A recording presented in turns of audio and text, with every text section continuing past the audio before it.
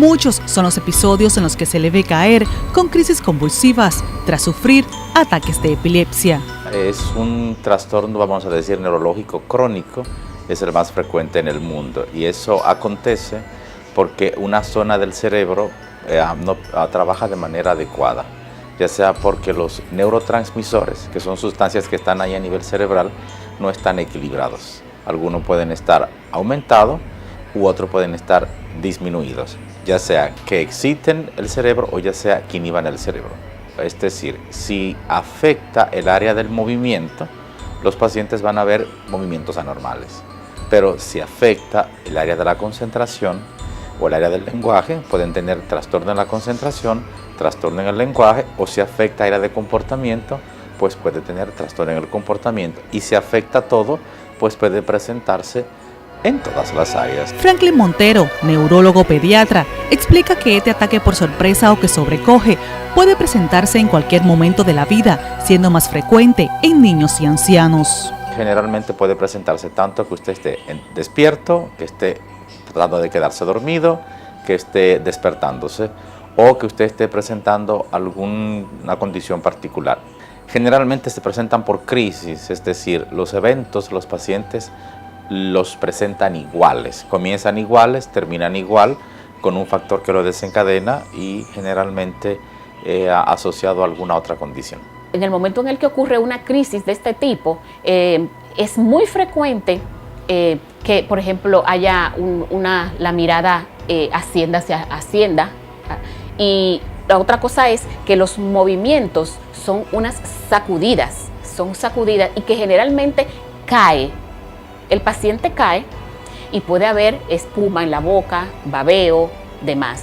La persona reacciona, después de unos segundos en crisis, reacciona y vuelve en sí, recupera el conocimiento y puede presentarse perdido en el espacio, puede haber incoherencia, puede su memoria de manera inicial no esté 100% funcionando y se va medio desorientado, medio perdido. Eso es otro de los síntomas. El también epileptólogo infantil cita que este padecimiento neurológico crónico afecta las vidas de más de 70 millones de personas en perspectiva de aumento. Realmente a la epilepsia, hasta 2013 se entendía que más de 50 millones la padecían en el mundo. Sin embargo, ya se sabe a la fecha que son más de 70 millones de habitantes que la padecen y cada año entre 2.5, es decir, 2,5 millones de casos nuevos aparecen en todo el mundo.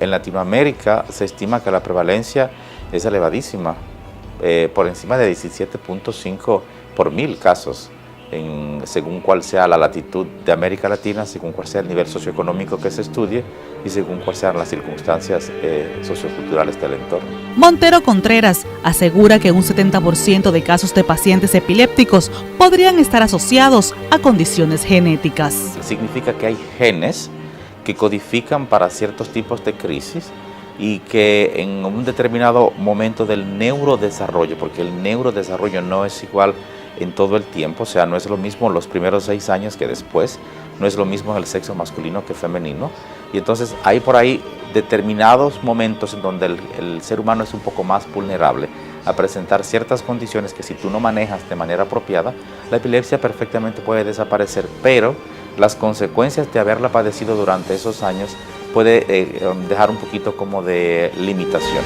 En tanto que el otro 30% de los casos no responde al tratamiento.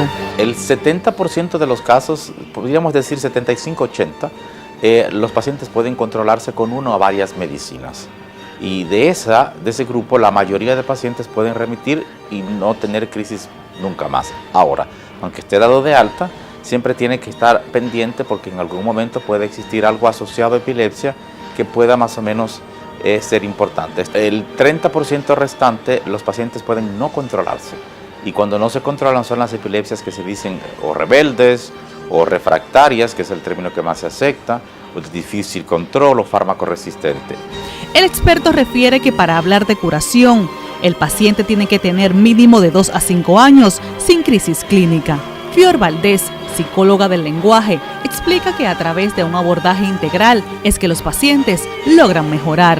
En estos casos realmente se requiere de que exista un equipo multidisciplinar que pueda intervenir en las diferentes áreas en las que se puede ver afectado un paciente en función del tipo de epilepsia que tenga, de la edad y demás.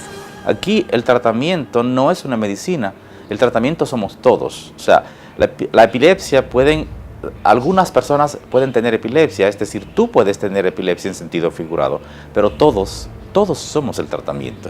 O sea, no es solamente tomar una medicina, es tomar una medicina, tener conciencia de lo que tengo, que mi entorno tenga conciencia de lo que tengo, que mi sociedad me sostenga y que todos juntos pues podamos salir. Se estima que un 2% de la población dominicana sufre epilepsia. El pasado lunes 11 se conmemoró el Día Internacional de la Epilepsia, fecha que según estos expertos encuentra al país en pañales. Nos encuentra muy en pañales, esta es la realidad, ya que en nuestro país no existe legislación, no existen estudios formales realizados tampoco. Como es un problema de gran impacto, pienso que somos todas las personas que estamos alrededor del paciente con epilepsia o de la familia con epilepsia que tenemos que reaccionar. Pese al paso del tiempo y los avances médicos, la condición de muchos de estos pacientes que sufren de epilepsia sigue estancada y marcada por el estigma. En este país todavía el tema epilepsia está en pañales y todavía es un tabú. Muchas personas piensan que una crisis epiléptica es un mal que tiene, es el demonio que se le apoderó. Me doy a entender, incluso todavía prevalece el tema de que si lo llevo con un curandero va a mejorar. O sea, todo eso es falta de información. Ese entorno inmediato comienza a marginarlo, les tienen miedo. Sí, sienten temor de acercarse porque tienen el miedo de que pueda ser una crisis. Precisamente, buscando cambiar esta realidad y ser un canal de información y orientación, en 2007, un grupo de profesionales decidió aunar voluntades y crear la Sociedad Dominicana Unidos por la Epilepsia. Estamos afiliados al Buró Internacional contra las Epilepsias, que es IBE, Buró Internacional de Epilepsia, y entonces juntos con ellos establecemos programas, charlas, intervenciones directamente, ya sea en grupos pequeños o en grupos grandes, de manera que el nivel de conocimiento en la sociedad general aumente y esos pacientes puedan ser mejor tratados. La idea es que llevemos esto a que mucha gente lo conozca, que mucha gente sepa que existimos y que como sociedad lo que para nosotros es prioridad realmente es que podamos ofrecer un servicio que esté orientado número uno a ofrecerle a todas las familias afectadas o al paciente las condiciones a nivel de conocimiento y practicidad que le permitan abordar de manera adecuada su condición. Otra entidad que hace más de 30 años trabaja a favor de estos afectados es la Sociedad Dominicana contra la Epilepsia. Enfocados a lo que es el diagnóstico, el manejo y sobre todo la educación de los pacientes con epilepsia en República Dominicana. Su directora, Clarisa Domínguez, explica que su labor profesional la desarrollan a través de un trabajo en conjunto. El trabajo de nuestra institución es focalizado precisamente a hacer un correcto diagnóstico y a tener un seguimiento de esos pacientes, donde se integre no solo el paciente, sino también sus familiares. No es solamente recibirlo y ponerle un tratamiento, sino que también nosotros le damos un seguimiento completo porque le mandamos a hacer su rutina de analíticas y le mandamos a hacer sus electroencefalogramas y también sus tomografías para complementar la evaluación y así tener un expediente que esté completo y a la vez actualizado. Dentro de lo que es el abordaje integral que damos a los pacientes que asisten a nuestro centro, está también la asistencia de salud mental.